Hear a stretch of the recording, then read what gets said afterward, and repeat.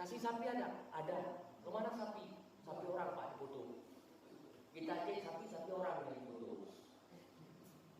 Betul kan? Begini, ini menurut pendapat saya selaku wakil rakyat. Rakyat salah, pemerintah juga salah. Rakyat kita kadang-kadang harus dikasih maaf. Bagaimana dikasih Pak? Sepertinya rakyat kita ini harus dikawal. Ini harus dikawal. Misalnya dinas pertanian harus turun ke kampung ini, harus kawal itu sapi. Orang-orang yang sudah diberi bantuan dikawal 24 jam. Kalau berjuang awas, waktu itu, gitu maunya. Setuju nggak? Kalau nggak akan berhasil. Sebab kalau kita nggak takut, kita nggak akan berhasil. Pasti kita jual. Tapi kalau turun dari dinas dikawal kita, Pak, bibit padi kemarin kenapa? Sudah saya taruh di warung, sudah saya taruh di gede. Ambil balik Pak. Harusnya begitu. Kalau dia 24 jam dari dinas turun kemari disaksikan, dilihat lembu kita nggak boleh dijual. Ini harus sepertinya harus ada pengawalan dan pengawasan. Kalau enggak harus diawasi Pak. Kalau enggak, anak-anak ada anak yang nanti kalau enggak diawasi dia nggak akan dididik Pak. Memang keras, pemerintah mau keras.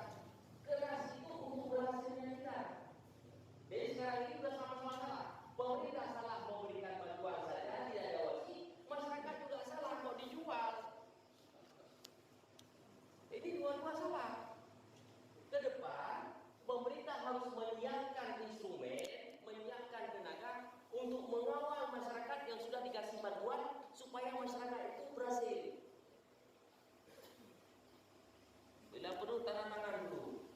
Tanda tangan, saya siap dicampar kalau memang saya jual sapi. Itu baru berhasil.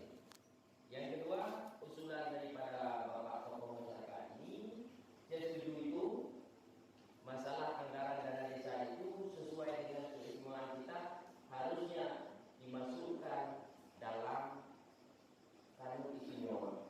Saya setuju. Saya tidak bisa bantah lagi kalau itu apa yang menjadi usulan. Dan ini adalah usulan ini saya usulan lagi.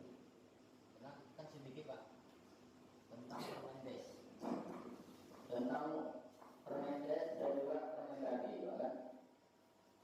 Ini saya mohon Bapak langsung jawab dengan singkatan juga kan, bagaimana cara kita. Permendes dan Permendagri tadi Pak, mana dia lebih tinggi daripada peraturan bupati Pak? Saya mau jawab dengan singkat juga.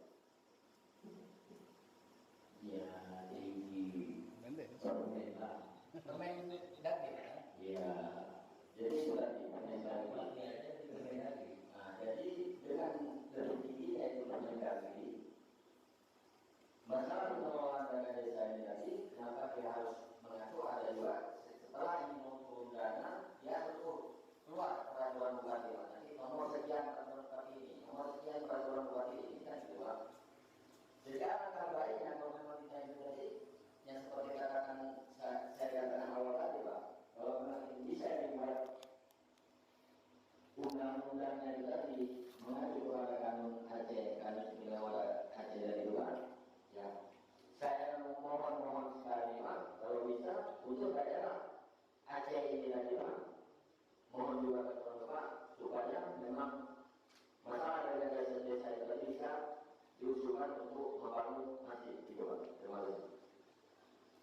Ya, itu sudah dicatat oleh tim saya terkait dengan usulan undang-undang ini. Nanti mungkin akan kita usulkan terkait dengan adanya satu regulasi tentang dana desa ini. Kalau kita tahu Pak, dana desa ini sebenarnya untuk pemberdayaan ekonomi. Karena apa?